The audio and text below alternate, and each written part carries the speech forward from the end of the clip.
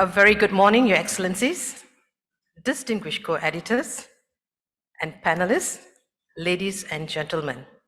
A very warm welcome to the launch and discussion of the publication Freedom and Partition.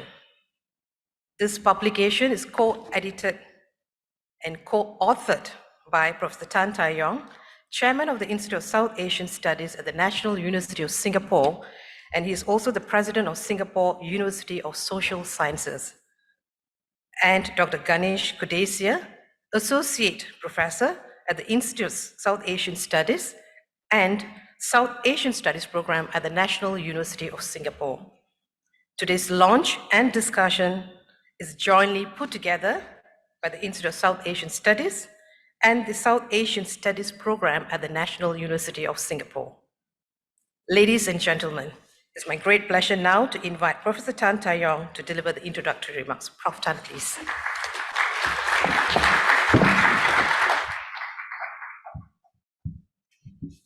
Thank you very much, Sitara.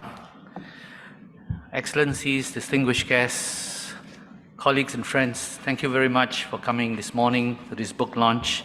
Very good to see all of you. Let me say a few introductory remarks about the book, and then I'm going to hand over to my collaborator Ganesh to speak more at length about the content of this book, after which we'll have some discussion, and I want to hear the views also of our distinguished panelists on this particular publication. So this latest collaboration between me and Ganesh stems from over 2 decades of interest in the history of partition. Our first major publication in this respect was the Aftermath of Partition, published in 2000. This is quite a long time ago. Some of you may have seen the book. The Aftermath of Partition attempted to study the long aftermath of partition and its continuing legacy. The overarching theme of the book revolved around 2 key ideas. One, the dislocations and disruptions caused by partition and the way these were addressed. And 2, some of the long-term effects on state and society in South Asia as a consequence of partition. Our book was published soon after the 50th anniversary of independence of India and Pakistan. It was evident then to us, as it is now, 25 years later, that the events of 1947 continues to shape the collective memory and national narrative of both countries, leaving an indelible mark on their respective identities. This is especially true in individuals and communities who experience partition in diverse ways, in a manner in which communal violence manifested itself palpably in their vicinities, in a trauma which young women endured as a result of sexual violation, in the loss of lives of family members, kinsmen, friends, in the loss of properties and ancestral lands, in a forced uprooting and refugeehood they underwent, and not least in a fracturing of identities which they experienced as a result of partition. Individuals, families, and communities are still coming to terms with how millions of lives were cruelly upended by the violence and the forced uprooting that followed in the wake of the imposition of new arbitrary borders in August 1947. In addition to the continuing works of scholars, writers, artists, there have been notable efforts to remember partition at the unofficial grassroots level, like the 1947 Partition Archives, which originated in the US and were driven by the diaspora. Volunteers based in India, Pakistan, and Bangladesh have so far accumulated over 10,000 oral histories of survivors and witnesses. In the 2 cities that were most directly affected by partition, Amritsar and Kolkata, partition museums have been established. The main motive of these efforts have been on reconciliation, building bridges across borders, creating awareness among younger generations on the complex history of partition. At the state and official level, we know that major national commemorative events like independence are often utilized as opportunities to advance political agendas or gain popular support. Common strategies include the use of strident nationalistic rhetoric to emphasize national pride and patriotic rhetoric to rally citizens around a particular vision of the nation and to consolidate support for a political party or for the government. Now, this strategy is evident in the government's decision to launch the Azadi Ka Amrit Mahotsav, which translates to the Grand Festival of Independence to commemorate India's Diamond Jubilee, the 75th anniversary. Mahotsav is officially positioned as a celebration of the spirit of freedom to promote a deeper understanding and appreciation of India's journey towards independence and to pay tribute to the freedom fighters, to honor their contributions and inspire with the stories of courage and sacrifice. The event was officially launched on 12 March 2021, marking the 91st anniversary of the historic Dandi March, the Salt March led by Mahatma Gandhi. The initiative was scheduled to continue until 15th August 2023 to coincide with the 75th anniversary of India's independence. A few things to note about the Mahotsav. First, it was a form of partisan messaging to promote the party's achievements, policies, and contributions to the nation. Second, the celebrations provided an opportune moment for the government to announce new policies, initiatives, or development projects. So, for instance, continuing on the momentum of the Swachh Bharat, Clean India campaign, the Mahotsav emphasized the importance of cleanliness and hygiene. And third, it also served as a platform to showcase India's progress in various sectors, infrastructure projects, technological advancements, development initiatives, to demonstrate India's growth as a nation since independence. In addition to celebration and commemoration, it is also important to acknowledge that the remembrance of independence and partition in both India and Pakistan are also used to evoke painful emotions. The wounds of the past are not easily forgotten, and the legacy of partition continues to shape the relationship between the two nations. In this regard, independence celebrations have been exploited to fuel divisive narratives used to stoke sentiments of nationalism, identity politics, or communalism, furthering a us versus them mentality to consolidate support bases. An example of this can be seen in the designation of 14th August as Partition Horrors Remembrance Day. This originated in a couple of tweets by Prime Minister Modi and thereafter was endorsed by the BJP. So in contrast to civil society efforts, which are characterized by remembrance of human loss and sufferings, nostalgia, spirit of reconciliation, the 75th anniversary of partition is also being remembered by marking the pain of division. In Pakistan, the Diamond Jubilee celebration started in March 2022, with then Prime Minister Imran Khan calling for the celebrations to reflect pride in the achievements of the nation and to recall the ideals of Jinnah and Allama Iqbal. Pakistanis are reminded by the President then how the two-nation theory of the founding father, the Quaid-e-Azam Muhammad Ali Jinnah, has proved to be true, referring to India's current hate campaign against Muslims. The commemoration therefore asked to remind new generations of Pakistanis about the very contours of this two-nation theory. What I'm saying in these preceding paragraphs is that the narratives of the momentous and complex events of 14th to 17th August 1947 have seen significant shifts in recent years. Such shifts have tended to divest the historic events of August 1947 of their meaning, attribute new connotations, and even misrepresent the roles of some individuals. The shifts in narratives in the domain of public history mainly have persuaded Ganesh and I to return to our original interest, to provide a work of historical record, which gives a close reconstruction of those momentous days of August 1947, when the new states of Pakistan and India were born, 14th and 15th August, to 17th August, when the new boundaries celebrating the two countries were announced, triggering the mayhem and violence that became the other face of independence. Before I hand over to Ganesh to talk a little bit more about the book, I wish to also express our thanks to Professor Wang Gangwu for coming this morning to launch the book. Prof. Wang is an old guru to the both of us, and he remembered this morning when we were chatting that I first met him when he was external examiner to the history department when I was a student graduating that year, working on the topic of the Singapore Khalsa Association. So he noted my interest in the Sikhs, and he said that we have not departed from that all these years. And we both owe him a great of gratitude for his intellectual leadership, for inspiring us as a historian, and for always being a very sort of fatherly figure to us in our growth as scholars. So thank you, Prof. Wang, for coming this morning to launch our book. I'll hand now over to Ganesh.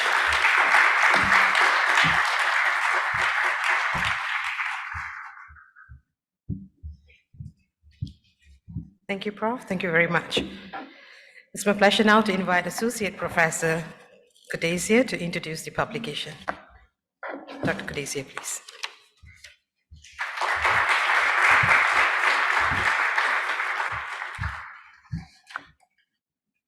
Good morning, distinguished guests. Thank you for coming. Taeyong has already conveyed in somewhat briefly what the book is about, what the context of the book is about. And it's really the shifts which have taken place in the last 25 years between the 50th anniversary, which was celebrated in 1997, and the current 75th anniversary being celebrated. As he said, partition and independence can be viewed or have been viewed in two possible ways. One is to look back at these events in terms of reconciliation, in terms of how one can overcome the trauma, the pain, the suffering that people experienced, and how this could become a moment for reconciliation between communities, between the two South Asian neighbors.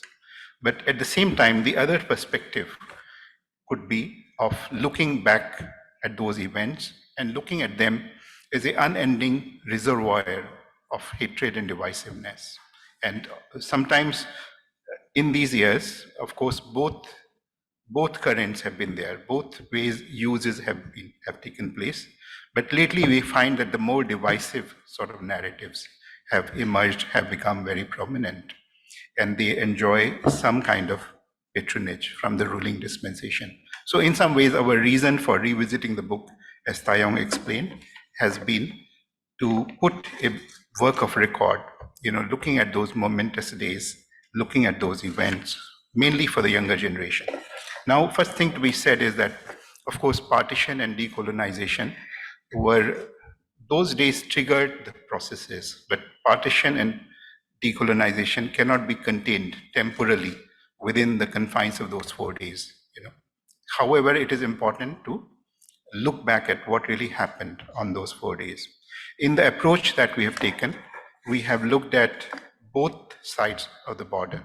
We have not looked at it from the perspective of India or Pakistan or from the colonial perspective. We have looked upon it as a one story. And I think this is important to recognize that when Independence Day ceremonies were taking place in New Delhi, similar ceremonies were taking place in Pakistan. It's important to acknowledge the two and to see the unity of the developments in some ways. So we begin our story by looking at how the British officials, led by Lord Mountbatten, worked with the leadership of the Indian National Congress and the Muslim League in planning the ceremonies, how the ceremonies were planned, how these were to be civic ceremonies, how there was to be no religious element in the ceremonies. Recent developments in the last 3 weeks have injected a religious element, somewhat misrepresenting evidence, misrepresenting facts.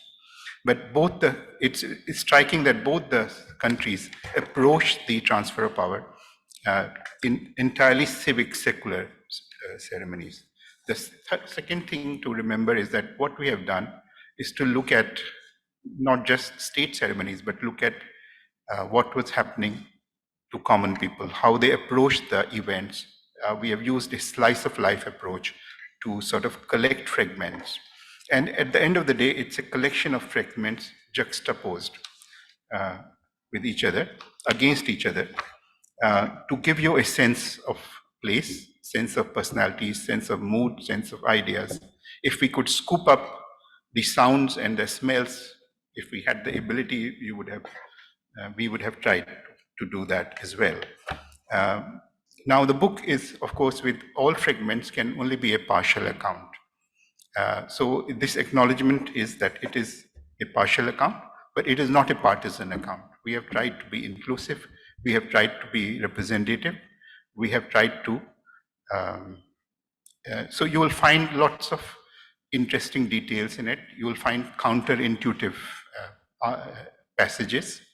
You will find stories about, not just about what was happening in Delhi, in the larger cities, in the capital cities, but also in smaller towns.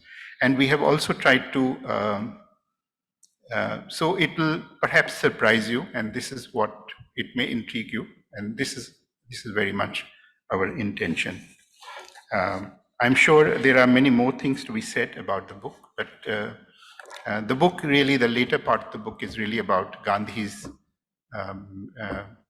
mission in Calcutta, where he took up residence from the 7th of August and lived through that period of 14th, 15th August, refusing to take part in the glitter of the state ceremonies, keeping himself away from New Delhi, and affirming his commitment for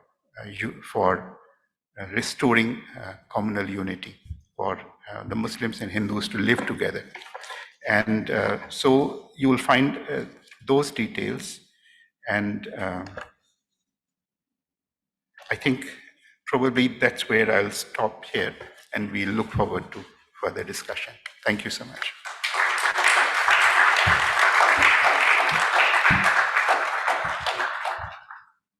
Thank you, Dr. Kudesia. Ladies and gentlemen, it is an honor for me to invite one of the most eminent historians, a guru to many scholars, and a perfect gentleman who always wears a smile wherever he is. Professor Wang Gunghu, may we have you on stage to unveil the publication, please? Thank you.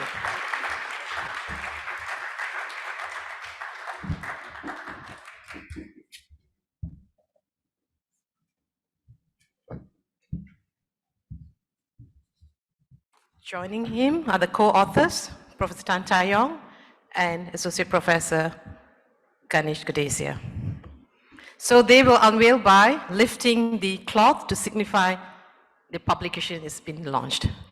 Please, gentlemen. Thank you.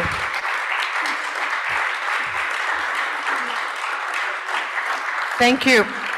Thank you, Professor Wong, Professor Tan, and Dr. Kudesia. Professor Tan Taeyong will now present a copy of the first book to Professor Wong. Thank you.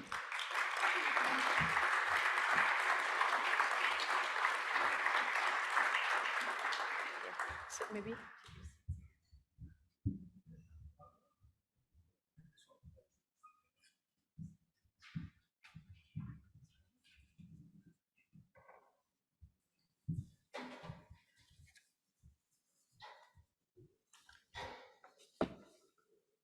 Next is the book discussion.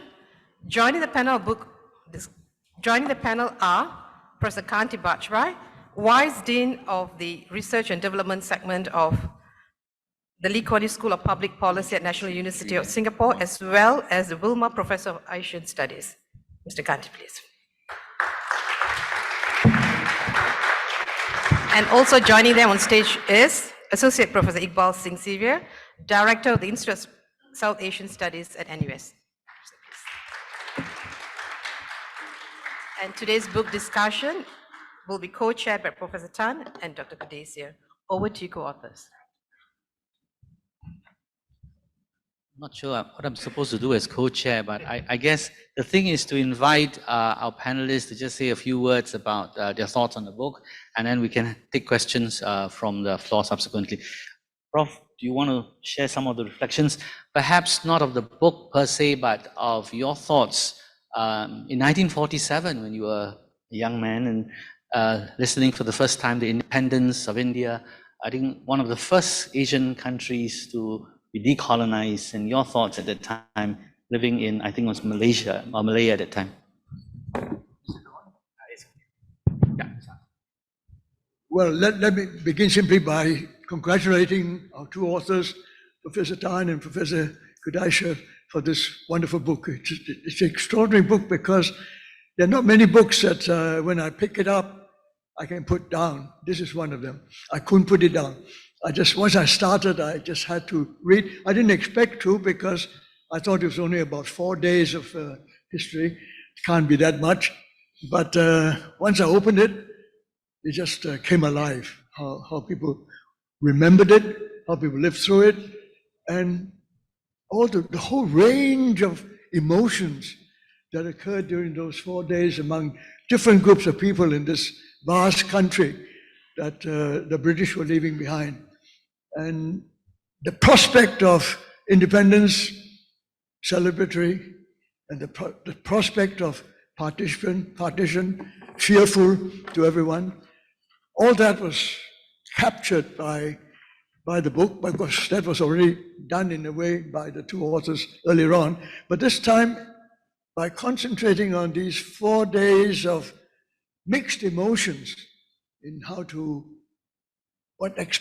to expect from this tremendous moment in history, that really came alive, and I really thought that was truly remarkable. So as I said, I just couldn't put it down.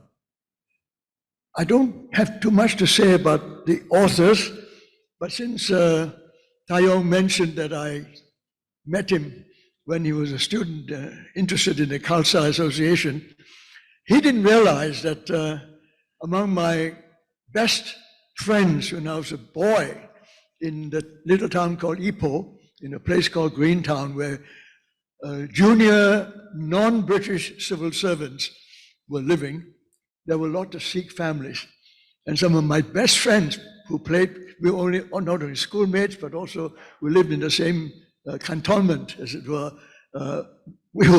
Some of them were Sikh boys, and we remained friends all our lives.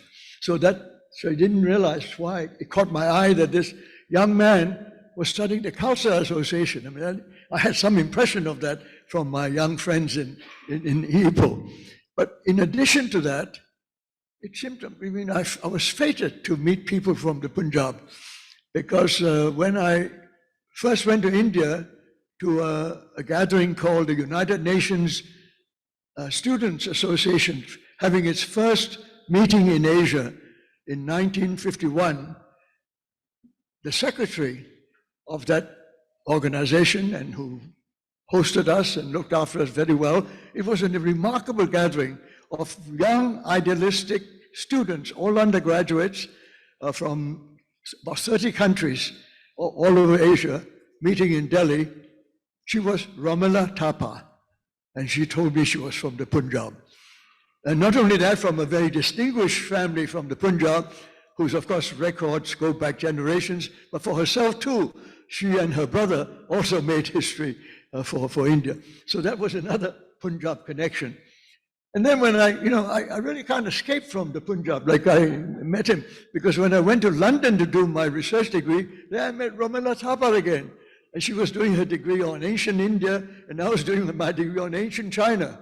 We didn't have that much in common in what we were doing, but we knew each other, and we developed an understanding of what it meant to be together as young, idealistic believers in the United Nations at a time when we really thought that was a solution to our global problems, and we will now have peace forever. Anyway, that was another connection. But then in my residential hall, again became one of my best friends in London, was someone who also came from the Punjab. A different background. This was Ajit Singh Oberoi. He was, at that point, I found a remarkable man, tremendously intelligent and sensitive. He had a degree in English literature from a university in India, I've forgotten which some college, but he was doing a degree in engineering. And I was very amazed. Literature, engineering. I'm one of those very single track people. I'm in literature and I can't handle anything to do with science whatsoever. And here he was leaping over and becoming an excellent engineering student. And the next thing I know, when I parted from him, he became an anthropology student in the University of Manchester. And I thought, my goodness, what a thing to do. Obviously a very courageous man who was not afraid to face new things and willing to learn. And then we found ourselves, as I said, it's hard to explain all this. I found ourselves in the same university in Australia, in the Australian National University in Canberra, where he did his PhD in anthropology. My goodness, that's another thing. And the next thing I knew, each time I go to India, I come across him and he's doing something different. And I found that he had followed up his research on the Tajiks in Afghanistan, and then became a kind of expert on Afghanistan when all these problems began in the northwest frontier with Pakistan, Afghanistan, and so on. He became an expert on that. And then, this is the tragic part of it, and reminds me of, in a way, of the kind of stories that you were telling about those 4 days in all over India, was his terrible experience over the Sikh outbreaks in the 1980s in Delhi. And what I really find unforgettable was the fact that all my life, all the time I've known him, he was secular, shaved his beard, rejected the traditional Sikh practices and so on, completely, as it were, free from what he could call unnecessary traditional constraints on his life. And because of the tragic events in Delhi, he completely turned around and restored his Sikh heritage. He began to grow a beard, he wore a turban, and he was determined to speak on behalf of the Sikhs and help people understand the Sikhs. So you can see, I just reminded again of this, but you can see how I can't get away from the Punjab either. So we have one thing in common to start with. So I end on that note, but you can see that was my connection with Sayom. But since then, since I came to the NUS, I followed his career as a historian. He's a remarkably versatile historian, I must say. But I do remember his aftermath of the partition, and I thought it was a fantastic study which you did together, and I thought that was a major contribution. But then, a few years later, I was asked to review a book by him on the merger of Greater Malaysia, which I did review with great pleasure and read with great pleasure. But it struck me that Kayong is not only an expert on partition, he's also an expert on merger and then separation. Now that is a remarkable thing, because this partition is so bitter and brutal and so tragic. And there was the other case of a merger that failed, but a separation that was peaceful and absolutely successful. I mean, by all standards, absolutely successful. And there was someone who had understood the tragedies of partition, explaining to us a different kind of history in which there was a merger and then a separation that really was positive, helpful, and actually progressive in terms of what human beings are capable of. So I see myself remembering that. And to that extent, I think the fact that he has continued to perform in this way goes to show why I read this book and just couldn't put it down. Here was a man who's been through it all, who's seen it all, and between the two of them, they have found so many new documents and so many perspectives of those 4 days I just never expected to see. And it really is truly remarkable and unforgettable. Thank you very much. Thank you very much, Prof. You know, you remember things that I have forgotten about, the work on the merger, and that's very interesting, because one of the things that struck me about decolonization was the divisions that the British created in the wake of their departure, and sundering historic communities and creating new states and the challenges faced by new states.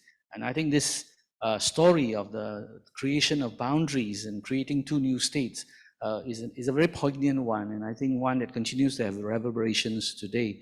So I'm going to invite Kanti to share with us his thoughts on this book. Kanti, please. Thank you so much. Thanks to ISAS for inviting me, and of course to the authors for this book, and again for asking me to say a few words. It's a great honor to speak about this book by these two very distinguished professors of South Asian history. I was wondering why they invited me. Perhaps my only real qualification is that my master's thesis at the University of British Columbia was in an area that's cognate. It was on the Cabinet Mission Plan of 1946, when under Wavell and then the Labour government in Britain, they sent out 3 very distinguished civil servants, politicians, led by Sir Stafford Cripps, to try and figure out a solution for India, to keep India united, but at the same time to transfer power. At the time, my supervisor, John Wood, who was an expert on Gujarat, had seen the transfer of power documents that were coming out from the British government's archives. And so I began life as a kind of historian, although my degree was in political science. But I went through about, I don't know, thousands of pages of the transfer of power documents. And I called that period colonial disengagement. And the question there was, how does a departing colonial power hand over power in a political and social space that was now very deeply fractured and contested, as it was between the Congress Party on one side and the Muslim League on the other. I won't say a lot about my thesis. I've kind of forgotten what was in it myself after all these years. But obviously this book is about an even more compressed period of time in the colonial disengagement process, as noted, just 4 days in August 1947. I guess I have a couple of other qualifications for speaking about this book. I've actually lived in Pakistan.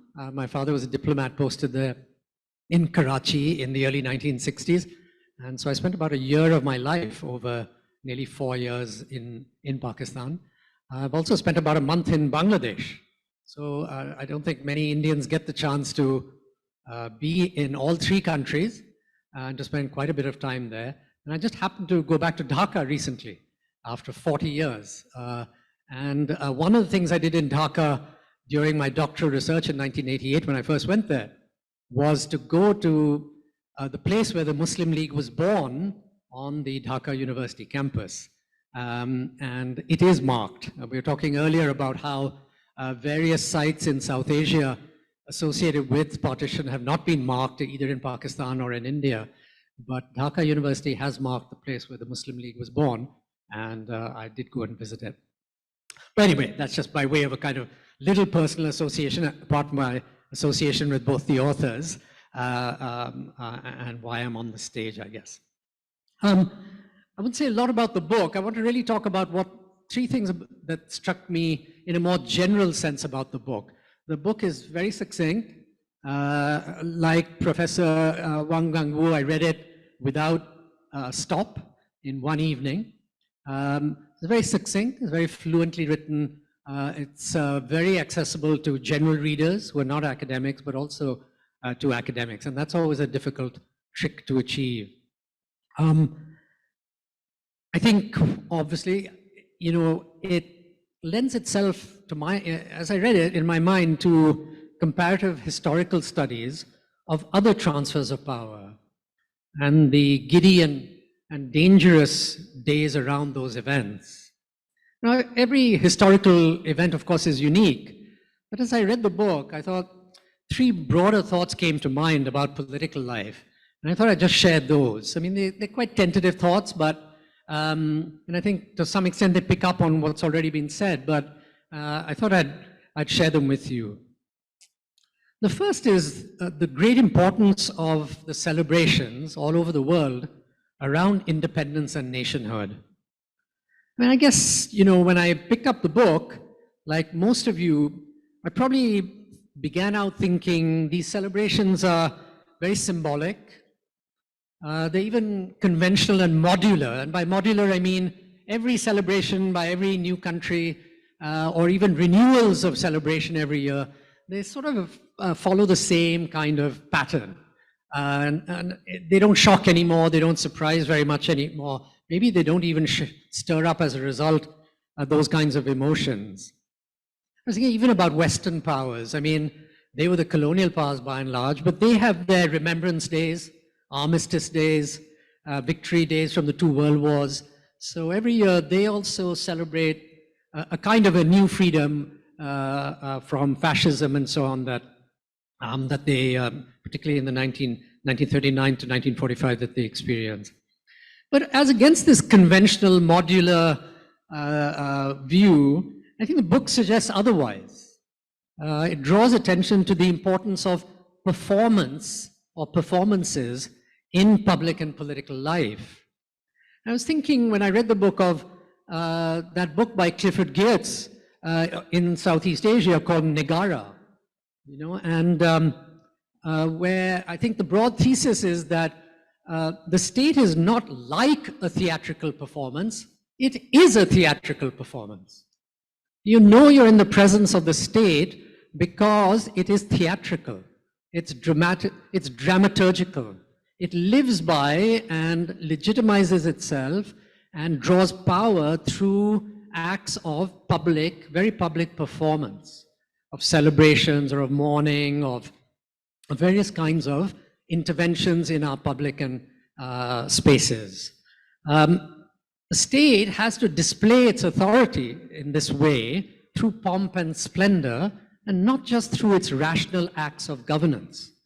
So I think much as we may be quite cynical and laugh off these celebrations, actually they're vital in kind of knowing the state and being in the presence of the state, and they're vital for the state. The state is theater.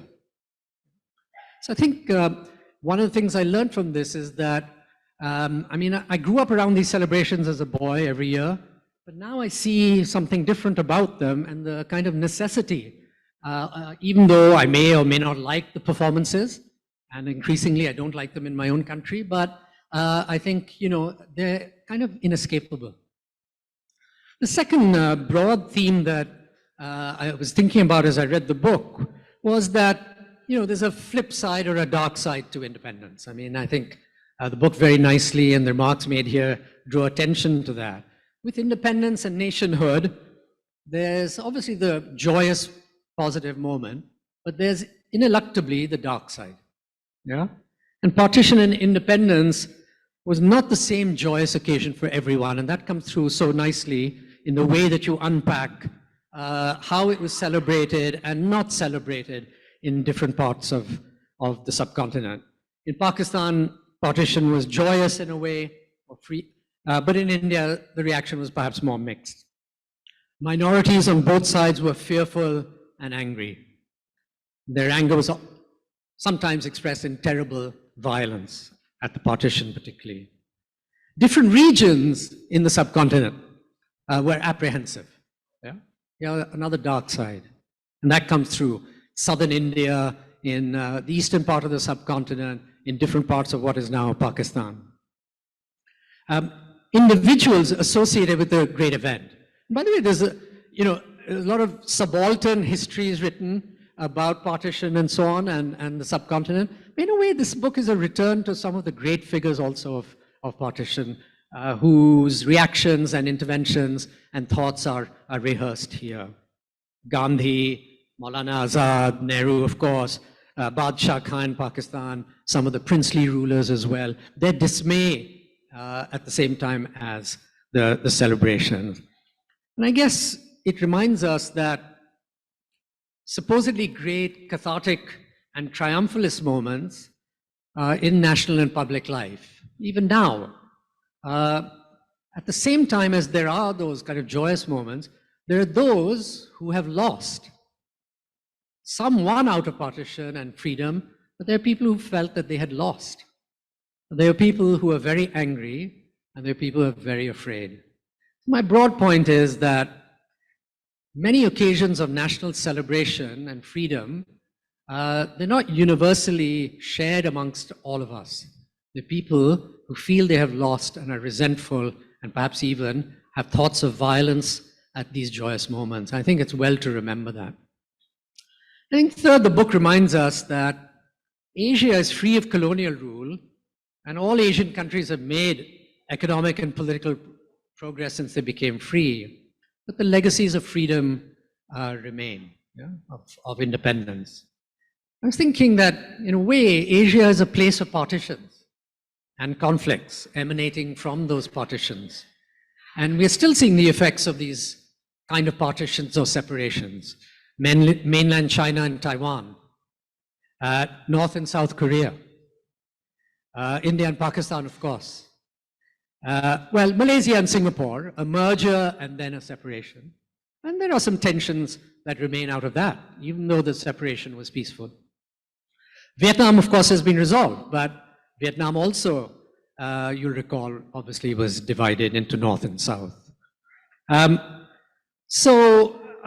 mark that several of these, sadly in Asia, have the overhang of nuclear weapons, India and Pakistan, mainland China and Taiwan, because there are nuclear powers on the other side of mainland China that might come to Taiwan's aid. And of course, North and South Korea. So these are dangerous legacies of partitions in Asia that we're still living with. So freedom came at a price and is still costing these countries, I guess is my point. I mean, that's not an argument against becoming free, but it's a reminder that nothing in political and social life comes without a cost. With celebration comes melancholy. With every birthday, just to be personal, we come closer to our passing. Birthdays are celebrations, but there's always a tinge of melancholy in a birthday. That's just an existential fact, it seems to me, but it's one that, it's good to remember. And I think the book shows that the main actors involved, the great leaders, but also a second tier of leaders and ordinary people, were quite aware that with freedom would come pain. So on that slightly somber note, let me end my remarks and thank again the authors for having me.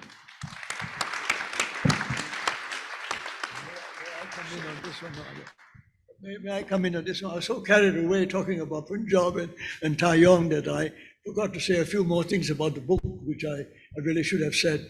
And that is that when I read it, I was certainly reminded of the fact that in 1947, where was I? I was actually in Nanjing at the time. And to me, China was in the middle of a civil war, and the independence of India was what a marvelous contrast. Here was a country that was going to be independent, and I thought at the time, when I was a young student, somehow they would be resolved because some very wise men were involved in working out the details of a very controversial and very difficult proposition. So I was full of, if anything, full of admiration. And all of us, of course, of that generation thought in 1947 anyway, India was the leader in getting independence from all the imperial powers of the time. Of course, one or two other countries had beaten India to it, becoming independent, like Burma or Philippines and Indonesia fighting for its independence. But all, to me anyway, not significant. All of us thought India was the leader. And partly because my teachers were, many of my teachers, my friends, were Indians, I was conscious of it earlier on. But what really changed for me, and I didn't really think much about it, thought it was just a matter of course. Here was something right, and the Chinese were getting it wrong, fighting each other after having gone through a terrible war, that they should be fighting again. But what really changed for me was something that happened a few months later, and that was the news of Gandhi's murder.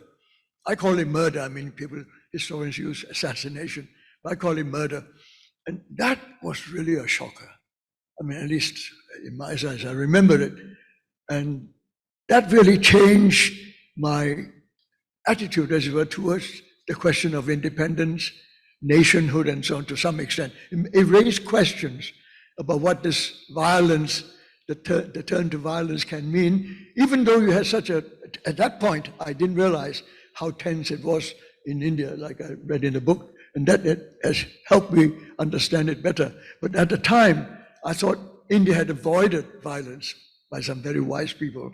And to see the climax of having Gandhi as murdered was just unbelievable. I mean, to us, Gandhi was the man who created this India. I mean, I know there were others, but Gandhi was the man who represented the soul of this great civilization. But so when I read the book, I was very much reminded of this when I read it in a sentence you quoted from Gandhi when he said, India is not a nation, it's a civilization. And this is something that really rings with me, because I do actually believe that things like culture, civilization, all these are endless. They go back thousands of years, especially cultures. Everybody had a culture, local and identity, based on which you have your identity and so on. And civilization have had several centuries. But where did this word nation come from? Where did it come from, and why did we take to it in such a willing way? But in fact, of course, you look back on it, the idea of a nation state is really only 200 years old. It really started with the late 18th century, at the end of the Enlightenment period, when they invented this idea of a nation state, starting with France and the United States. These were the two really significant nation states that emerged out of that. There were no such thing as nations before that, nation states before that, certainly not in Asia. Nowhere in Asia did we ever have that. So when you quoted Gandhi as saying he was absolutely right in saying that India is not a nation, it's a civilization. Therefore, it is tragic to think in this narrow nationalistic terms that, for example, Jinnah represented when he called it the Islamic Republic of Pakistan. That Islamic Republic idea is to use that republic in the same way that the French and the Americans use it to describe a nation state, which therefore has to be exclusive of who belongs to the nation, who are its citizens, who are worthy of being in that nation, and who are not.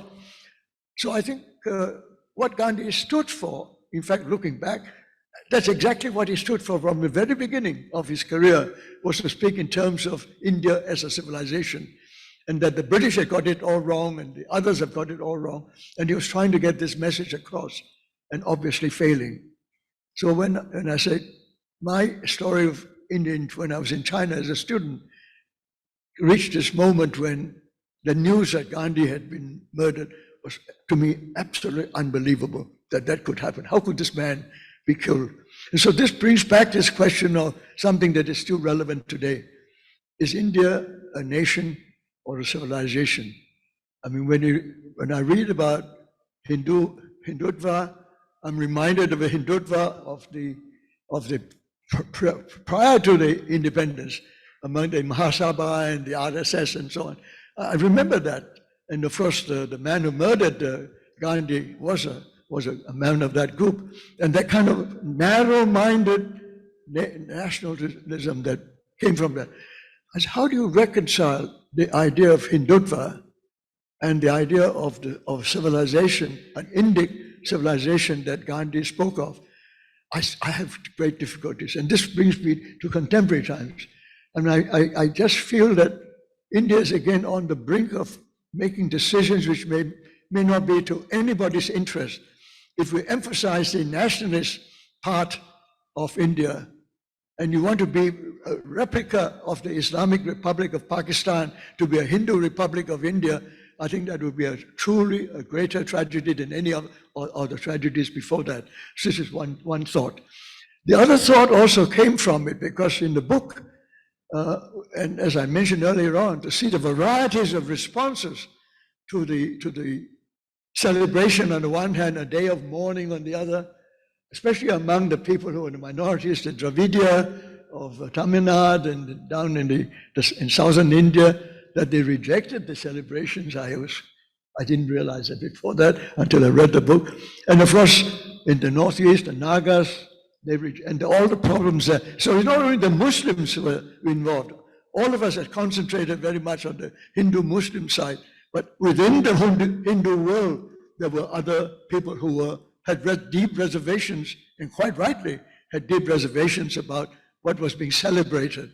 And then among the people on the borders in the Northeast, and I remember having a long talk with my dear friend Prasenjit Dwadwara, who comes from Assam, who told me a lot of stories about the Assam borders with the Northeast frontier and all those states, which of course I had come across them from the other side, from the Burma and the Thailand side. So I was struck by how the Naga people responded, how they were divided. And the way the final decision, the Radcliffe decision, to put part of them in East Bengal or what became Eastern Pakistan and then Bangladesh was also really another tragic aspect of this. So this question of the nation, I want to come back to it because I think it is a really dangerous one today. And I say this in absolute contradiction to everything I believed in when I was a young student, when we thought that having a nation state of our own was the greatest liberation, freedom for all those terrible things that we associated with colonialism and imperialism. Nation state in the United Nations, an international world order in which every nation was equal. What a wonderful ideal. And I remember and my generation of people really thought we found a solution. This is the wisest way to solve the world's problems. But as I grow older, I'm less and less confident that this is the way out. I look at all the nation states, and what really frightens me is when, in the name of civilization, people are acting like nation states. When nation states acquire the promise of civilization to use that as an excuse or as a kind of reason, they think it's a reason to dominate the world and be hegemonic and so on and so forth. And in the name of really, basically, a national imperial urge, impulse behind the use of civilization. So if India becomes Hindutva in nationalistic terms, I would fear that. But if it was a kind of civilization state, I would still have some reservations. And all these terms are now being being used and thought about, but I'm not sure that they are all that much better than the nation state idea. So I need to be convinced of that. And this book hasn't convinced me of that, incidentally, I have to say. It doesn't make me that more cheerful. But I think what it brought out to me was this wonderful idea that summed up by this book, that India is not a nation state, not a nation, but a civilization. And it brought the other part of it that reminded me of something that a friend, Shishankar Menon, said in public in the lecture he gave here today. He said, India, everybody is a minority. There are no majorities in India. I try to understand that. And hearing him, I understood what he meant. It's a nation of minorities, which is quite an extraordinary idea. And what keeps it together, in fact, is the civilization, not the idea of nation. When you say a nation of minorities, it brings back this idea to me that it's a civilization that keeps it together and not the state as a nation state. So I was, again, this book has brought out many of these issues which I think deserve to be very carefully looked at in the context of history. And whether history has something to tell us is to warn us against the loose use of these words like nation state as if it was the answer to all our problems. I do have to say, I do not agree. Thank you.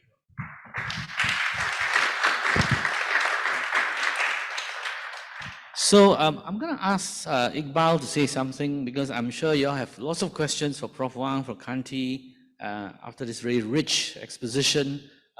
Before that, I'll ask Iqbal to say something first.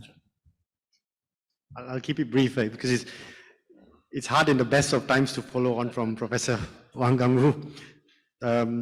So what I'll do is, instead of starting formally, I'll start with a song. I'm not going to sing, not to worry. I'll quote the song.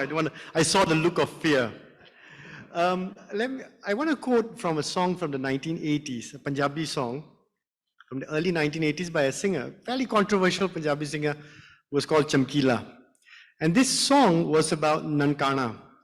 Nankana is the Sikh Gurdwara or Sikh temple where the first Guru of Sikhism, Guru Nanak, is believed to have been born. And on partition, once the borders were declared, it fell into Pakistan. And so it's an issue of displacement for a number of Sikhs. Now, let me do the Punjabi part first because I just have to do it, and then I'll translate into English. Zabar zulm di zalima ne had mukai, hoi pyasi khoon de ve pai pai. Kiti ilat firangiya ne vartiya bana, Satu Baba Kholia Tera Nankana. A rough translation, and I apologize for the bad translation. The tyrants have crossed all boundaries of oppression and tyranny. Brothers have thirsted after the blood of their brothers. The British have done their mischief. What a tragedy has come to pass. Baba or Guru Nanak, your Nankana has been taken from us. Now, when Chamkila wrote this song in the early 1980s, Punjab, the Indian Punjab, I should say specifically, was going through an era of growing Sikh fundamentalism. There was communalism. There was, in some sectors, a demand for a separate state again. So the issue of partitioning had come up to the fore again. And I first used to hear this song in the early 1980s when growing up in a typically Punjabi Jaga family, a security family. After the factories were shut at 5, all the Punjabi Jagas would just come out on the street, put their charpais or beds, and alcohol would flow, food would flow, music would flow, etc. And my grandparents and their friends, my grandfathers and their friends would sing this song or listen to the song often. And it was explained to me that the loss of Nankana did not refer to the Sikhs losing out to the Muslims or the Pakistanis, etc., whichever category was used, but rather it was a metaphor for the loss of Punjabiyat, that the Punjabi identity had suffered, the unity had suffered, the Guru Nanak's ideals of Hindu-Muslim being one had been lost during partition. That is how this song was explained to me. Now, to cut a very long story short, Chamkila was actually murdered by suspected Sikh fundamentalists. Many of his songs were not heard for some time. I next encountered this song in 1999, actually 15 August 1999, when I was in London. And a cousin of mine played this song. Now, it was a new version of the song. The beats had changed. It was more danceable. It was peppy, etc. But the meanings associated with the loss of Nankana had also changed, for at least the people who were listening to it. My cousins, who thought that they were the experts in the Punjabi language, decided to explain to me how the loss of Nankana meant the loss of Sikhs to the Muslims of Pakistan, that they had grabbed Sikh land. In the midst of that, another cousin intervened to say, no, the Sikhs lost both to Muslims and Hindus who decided to take away the Sikh land. And I start with this because the way this song has changed its meanings for the listeners over time, I think symbolizes the way partition or the motive of partition has come to be narrated, retold, re-remembered, and appropriated with different causes, different contexts, and different times. And I think that's something for me that this book investigates. The retelling of the story, the restaging of the story, the way the state stages the partition narrative as well. And this is the point I wanted to start with there, because up till fairly recently, a lot of the stories on the partition were about why it happened. What sort of, who was to be blamed, who was not to be blamed, what were the ideas behind it, etc. And it sort of like stopped at the point at which the two states arose. And so there was an arrival point and the story kind of stopped. And this book is a very welcome addition towards that. The partition didn't just happen. There was much more to it in the way these states emerged. And using that as a staging point, I'll just like to very briefly make 3 broad points about things that I drew from this book. I think the first broad point would be, how should we think about the partition? Is it an event, or is it actually a process, and actually a fairly long process? People who crossed that border, were forced to cross the border or fell on one side of the border, didn't wake up one morning and become Indians and Pakistanis. They had to be told that you were Indian, you were Pakistani. They had to be nurtured into being this forced, coerced, etc. Borders came up over time as well, by the way, not immediately. Passports, you wanted to avail yourself of certain facilities, state welfare, etc. All of this came to be contingent upon your new citizenship. So I think in this sense, this book actually helps us to grapple with this idea of partition as a process, but how these identities come to be constructed and then reified. It also opens up the question of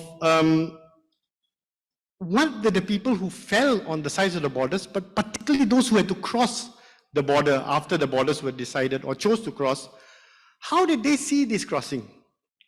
Now, I would contend, and I know from the rest of Prof. Tan and Prof. Kudesia's work as well, is that it's not, maybe migration is not the word, but seeking refuge, displacement, these are terms that come into that. I think this book opens up the space for us to interrogate that to a slice of life perspective as well.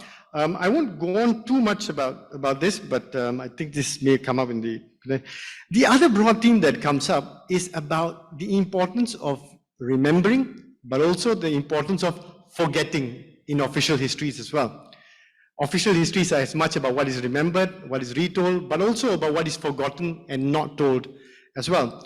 And so the states in their staging of ceremonies had to make specific choices to portray something, and these are contestable issues, and reference to current contestations in India have already been made, so I won't go into that in greater detail. But certain figures are remembered, certain events are remembered, certain events and figures are not remembered, and certain aspects of figures are remembered, and certain aspects are forgotten.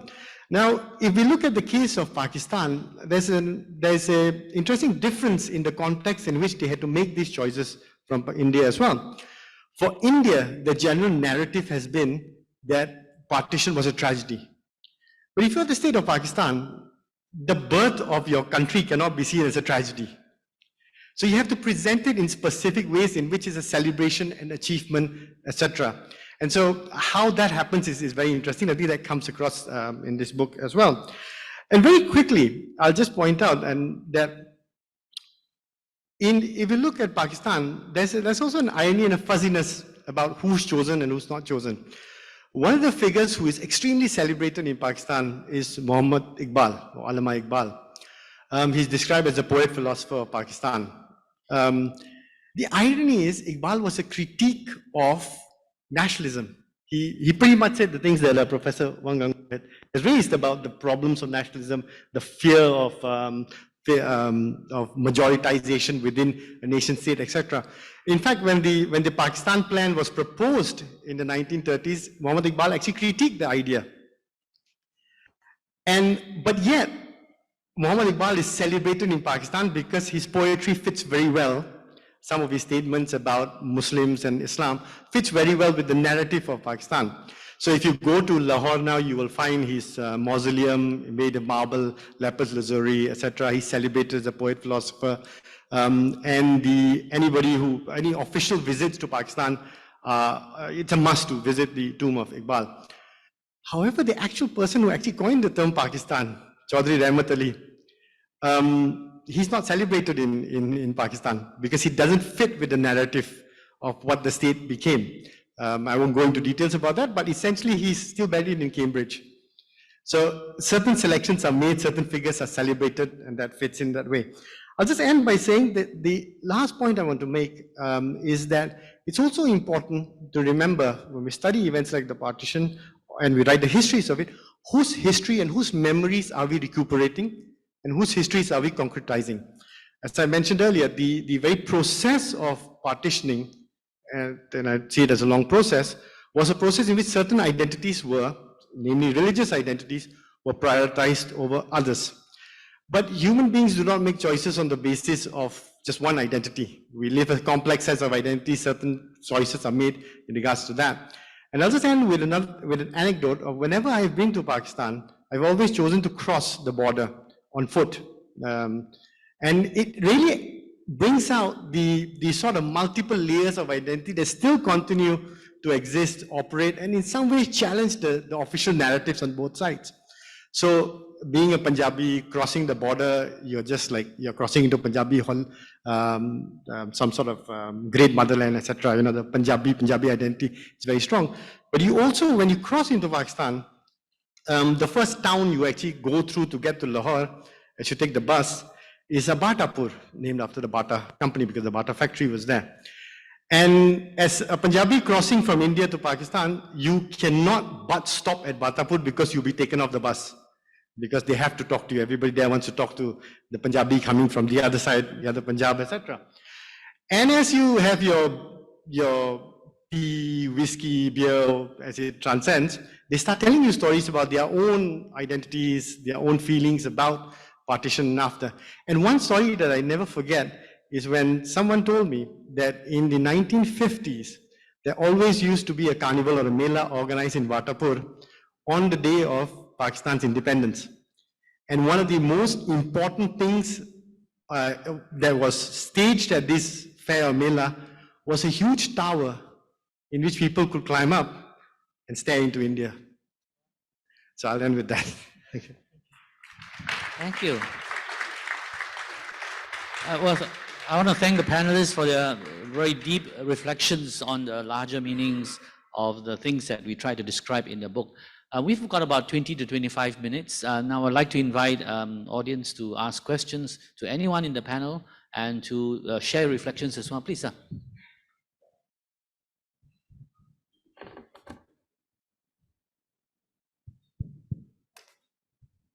Thank you. My name is Shrikant Krishan, and I'd like to, it was talk of great erudition by all of you, particularly Professor Wang. And I would like to address a question to you. In this whole analysis of partition and its aftermath, we seem to focus a lot on reconciliation and on inclusiveness, right? Which we should, which we rightly should. But I think it is often done at the expense of truth, right? Or where we say, the truth may be very bitter, so maybe we should just reconcile and be inclusive, right? And I want to give you a real experience which my father had. My father moved from Lahore to Jalandhar, on the Indian side, I believe on the 13th of August 1947, right? He was in the government of India in the railways in Lahore, and he moved, right? That's a story in itself.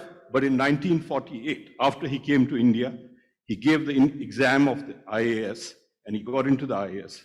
And Nehru came to address the probationers in Delhi, or the IAS probationers. And in that address, my father had a confrontation with Nehru, right? And he said to Nehru that I'm a refugee over here. I've been thrown out of Lahore. I literally have nothing other than whatever the government of India is giving me to live in, right? And he said that one of the points I want to ask you, Mr. Nehru, is that the creation of Pakistan was by the leaders of the Muslim League in UP, in Bihar, in Madhya Pradesh, and in Rajasthan. It was not by the leaders of the Muslim League in Punjab or in NWFB, right? And he said that these people who are from UP and Bihar in the Muslim League are now being inducted into the Congress. They have not left India, they are being inducted into the Congress. So I would like to ask you how you excuse such a thing. I've come out of this slaughter over here, but the people who are responsible for that slaughter are being inducted into the Congress and Nehru's response was, he did not have a response. In fact, my father has written an article on this, which is published in the Hindu newspaper around 1999, where he says, where the heading of that article is, Nehru, red-faced and silent. Okay, Nehru was angry by my father's question. His face was red. He started puffing at a cigarette. And his answer was, you're too young. You're too immature. You don't understand. My dad then was 26, right? And I think that my father often thought this, that partition never solved any problems for us because we were not willing to face the truth over there. And he used to say, the Muslim masses may have been misled, but if there were people in the Muslim League in UP and Bihar, in the heart of India, who were responsible for Pakistan, either they should have been sent to Pakistan or they should have been told, you apologize for it. You say, I regret what I did, but you can't be sitting over here after creating all that slaughter. So I'd like to ask you, Professor Wong, your view on this is real trauma. And my father continued with that trauma till he passed away in 2015. And whenever I used to tell him, I'd love to go to Lahore, he would say, I'm very scared of Lahore. So, thank you. So your point is the outcome that eventually became partition actually were the works of people who were not directly, in a way, affected by it. And the people who were affected had no say in what eventually happened. And your father was one example of a person who was a victim. My point, Professor Tan, is that this is a very unpleasant truth that people sitting in India Don't want to face. No, yes, they created Pakistan and continued to be here, Okay. right? And so how do we face these truths? And are we facing these truths? Prof. I don't know. I don't have an answer to your question, but I believe anyway, it has something to do with our innocence faced with the new idea of a nation state. I do believe there was, at least I grew up thinking, this is a brand new idea in Asia anyway. There never was such a thing. This is a new start. If all of us were nation states, all members of the United Nations, all equal in that nation, many other problems would be solved. What we did not really take into account was the fundamental idea of a nation state. It has become very strong on borders. There's a border, sovereignty on one side, sovereignty on the other, and it is highly exclusive. And the invention of things like the passport and immigration department, all these are part and parcel, all invented, incidentally, at the late 19th and early 20th century. They're all very new things, unknown in the past. But we invented all this in the context of this nation state, which was actually only a product of Western Europe. It really came out of the Enlightenment, a special set of ideas in the process of secularization, industrial revolution, capitalism, and all the fight over capitalism, liberty, equality, and so on, which ultimately opposed capitalism to socialism as if that was the answer to human problems.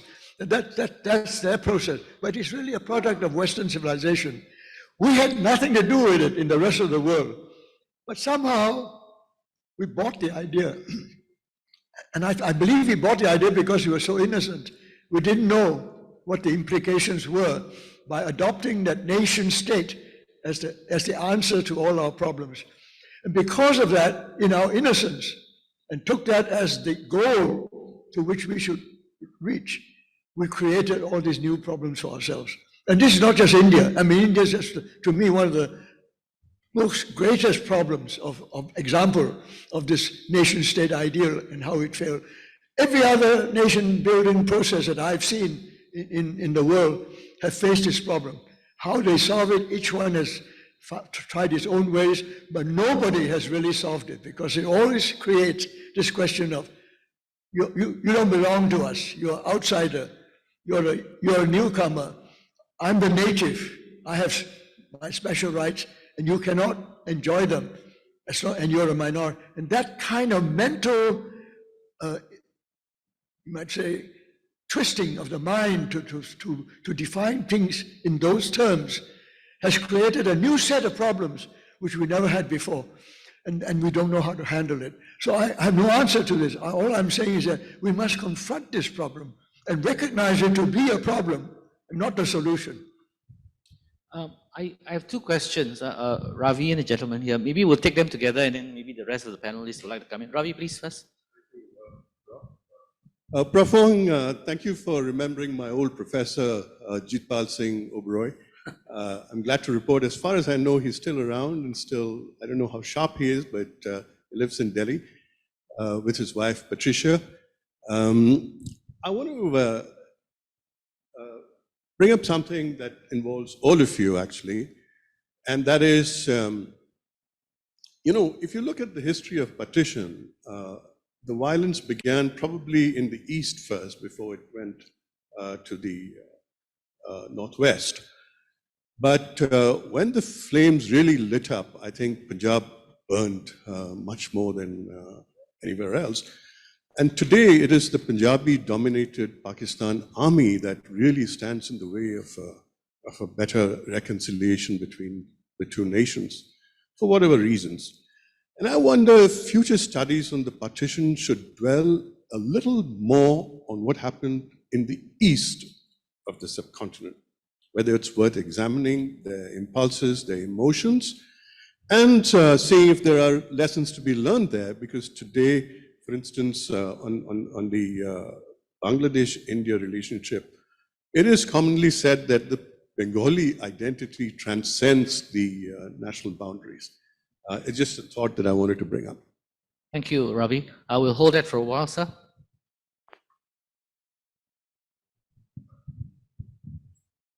Yeah, my name is Ashwin Khanke. I'm a senior lecturer at the Singapore Polytechnic. I'm just going to we use the word partition, and many of us in this audience have family members. My mother was born in Lahore, and she was also one of those people who came, and her passport still has Lahore, undivided India, as her place of birth. So my question to you, Prof. Tan and Dr. Ganesh, in the past 20 years that you've been working on this book, do you see or did you sense that there was a yearning, a willingness, or even some sort of movement towards truth and reconciliation, which the gentleman spoke about? Because possibly this aspect is missing in narratives on both sides, and each one is taking a very chauvinistic view of what their side may have done or experienced. But in your observations, researching the book and otherwise, do you feel that there was there is a genuine intent on both sides of the border, including Bangladesh, for truth and reconciliation to come to the fore? Thank you. Ganesh, we will ask you to take and then also the question on the Bengal side of partition. So first,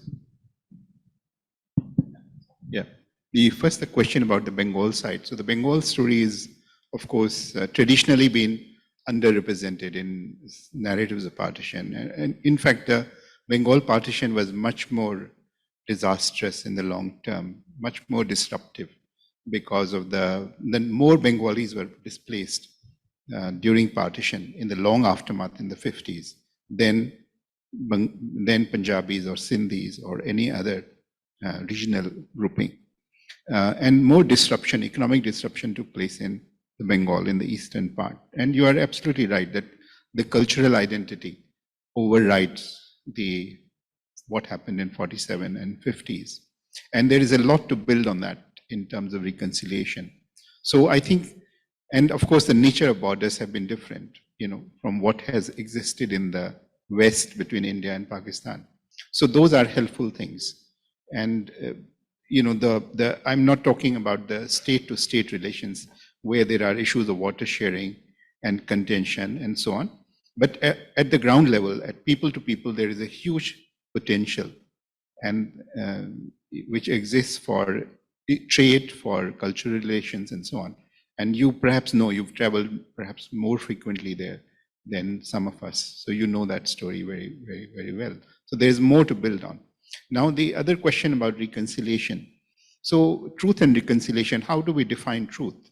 Do we define it in a forensic sense, or we define it in a more abstract philosophical sense? I think this is one question we need to ask.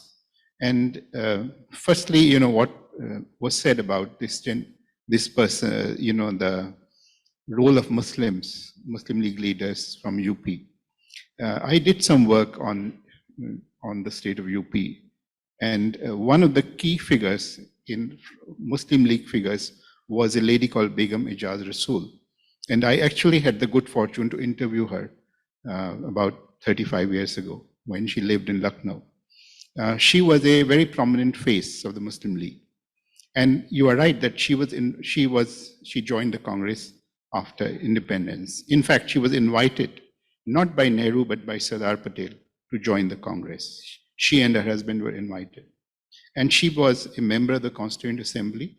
She was the person who seconded the resolution in the Constituent Assembly for the giving up of separate electorates by the Muslims. So here is a person who is playing a very historic role in the making of the Constitution by by proposing to her own community that we give up separatism. So isn't this an act of reconciliation? Isn't this an act of accepting the truth of India as a secular country? I think we need to think about this. The other thing is reconciliation and truth. Reconciliation and truth have to be seen at the level of communities. So states may have a vested interest in upholding the narratives about what is Pakistan, what is India, what are the foundational ideas of being Pakistani, and so on. But I think on the ground there is a great deal of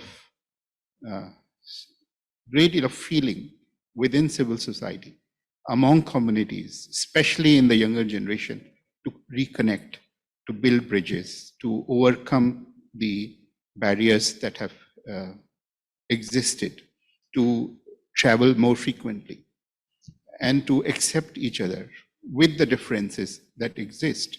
It's not to do away with the differences, but to recognize and appreciate the differences. I think there is much more to build in that sentiment. Yeah, thank you. I'm not sure if I have more to add to that. Do you want to say something about this reconciliation, since you mentioned your travels to both sides of the Punjab? I can, yeah. Do you want to take another question first? Two more questions, yeah. So very, very briefly to respond, like Prof. Kodesha mentioned, that if you look away from the state level at the people-to-people level, and I've traveled to Pakistan a number of times and had many conversations, a number of people bring this up, that could there be something like this that happened in South Africa? For instance, that's an analogy to use. But there are interesting people-to-people initiatives. So if you go to the Wagah border, for instance, on 14th and 15th August, on the border of Punjab, so there's a road that goes through. People don't just go there for chest thumping on that day. A lot of them go there to reach out, to send a message of peace. One more example to give you, to exemplify this, is when the Sikh yatras or the Sikh pilgrimages are happening in Pakistan. So a lot of from diaspora and from India, when Sikhs cross over, in a number of the Sikh gurdwaras or temples in Pakistan, there will be people from villages in which Sikhs had left who would go there and make announcements that is there so-and-so from this family.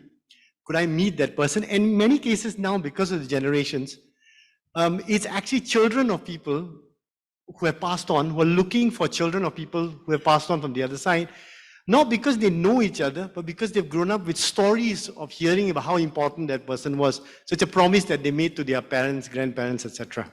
So I'll just stop there. You'll take two more questions, two, and then start. Hi. Yeah, we can hear you. I'm very happy to hear you all today. And listening to this discussion, just I agree with Professor Wong's idea of the innocence of people at that time. I think that the leaders at the time were as surprised. They were taken off guard by the kind of violence that occurred during this great migration of millions of people across both sides of the border. They were completely unprepared for it. That's number one. And number two, the other important thing I think for all of us to remember was there were 50 full years of silence. So the first book that came out was by my good friend Urvashi Butalia. And when she started doing research, there was so much resistance from even her own relatives and grandparents. Is like, why are you raking this up now after 50 years? We've lived with it. And she named her book The Other Side of Silence, because for 5 decades, no one spoke about it until India's 50th celebration of independence. So the hurt was so deep and the loss was so ingrained in people. They actually didn't want to talk about it. They suppressed it. And I think this has a lot to do with the way the stories are emerging now, because I think a lot of people had anecdotes in their own homes about how their parents fled, how they came, what they lost, etc., etc. but it had never been put together, perhaps because the government didn't want that narrative. And actually, it was silent for so long. So I think we need to keep this fact in mind when we start doing this sort of work now, because there never was anything about truth and reconciliation for all those decades. Thanks. Thanks for your comment. Sir, your question? My name is Sunil Guliani. I'm a retired engineer. My introduction is that I was born in Pakistan before partition. So that topic is very close to my heart. Professor Tan, you touched about the latest situation in India, anti-Muslim feeling and hatred. And it has developed in the last some years, it has gone up. Do you see, are we moving towards another situation which happened before partition? The rivalries between Muslims and Hindus, between Jinnah and Nehru? Now, I'm talking about now. Are we moving towards that? To another partition. Hope not. Kanti, you want to comment on that? You observe the scene more.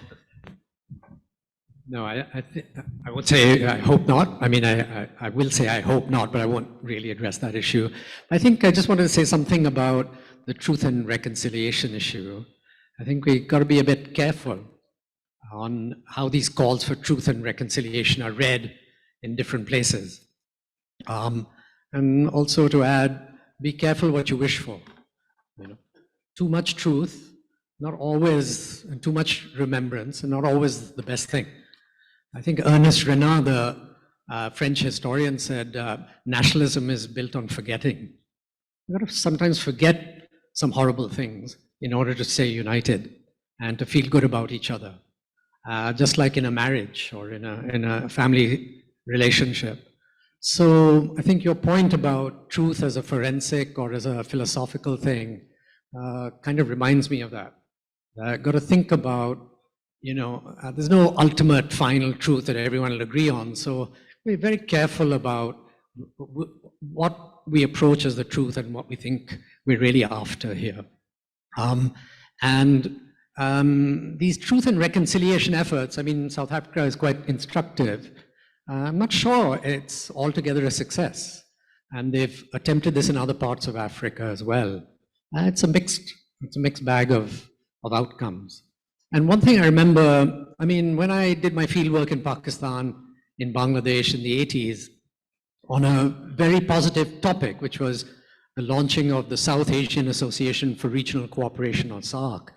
But it was brought home to me very clearly, both in Pakistan and Bangladesh particularly, that when Indians start speaking about any kind of sort of nostalgia for shared community, civilization, identity, it's read in a very different way in these two countries. And just to give you a story, when I.K. Gujral, who was a great sort of bearer of this message of Punjabiyat and commonality and so on, I think he went to Pakistan once and he touched down in Lahore, and at the airport, he fell to his knees and he kissed the ground to send this message of kind of, we're all Punjabis together and so on. And a lot of my Pakistani Punjabi friends were very upset because they read it as a kind of Akhand Bharat. India will all be together. The old India will come together again. Didn't like it. They thought he was a fool and making mischief. I mean, he wasn't, but it was the wrong gesture for them. Now, they may be right or they may be wrong. They may have over-expressed their frustration at his act. But the point is that, you know, these messages, I think a lot of the call often for this reconciliation, when it comes from India, it tends to be read the other way. And I just went to Dhaka, and there's still sensitivities in Bangladesh about this kind of assumptive role of reconciliation. It triggers something else quite often there, which is some sort of reclamation of a united India, which they don't want. So, I mean, I think you've got to strike a balance between what we mean by truth and reconciliation and claiming community and then accepting difference. And which I think is contained in all your remarks. I just wanted to underline it with some personal reflections on when we mean well by these things, but they can often be read a very different way. One has to be very sensitive, particularly in the countries around India. Well, I'm afraid that's all the time we have for this, because we've booked this place from the library, and I think there's a second event coming up. Anyway, I want to thank all of you for coming, and to the panelists for their remarks. And obviously, both Ganesh and I are very encouraged that this book, which actually deals with 4 days in the history of India, 1947, has triggered so much reflection, so much thoughts, and the issues are still very much alive, and we hope that this will encourage further research into the areas that most of you have raised and also raised by the panelists. So thank you all again, and please join me in thanking Prof. Wang, Kanti, Iqbal.